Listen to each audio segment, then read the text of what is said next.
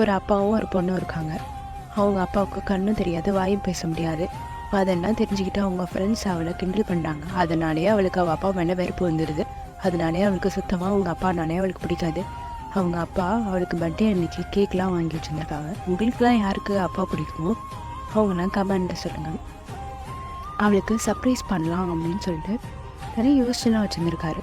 அப்போ திடீர்னு பார்த்தா ரூம்லேருந்து சவுண்ட் கேட்குது. என்னன்னு போய் அவள் கையை கிழிச்சிட்டு மயங்கி கீழே கிடப்பா. அதை பார்த்து அவங்க அப்பா உடனே ஹாஸ்பிட்டலுக்கு தூக்கிட்டு வருவாங்க.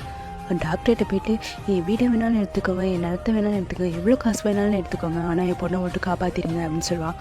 அதை பார்த்து அந்த டாக்டர் அவளுக்கு பிளட்டு அதிகமாக போயிடுச்சு, அவள்கிட்ட பிளட் இல்லை அப்படின்னு சொல்லுவாங்க. அவங்க அப்பாவே அவளுக்கு பிளட்டு கொடுப்பாரு.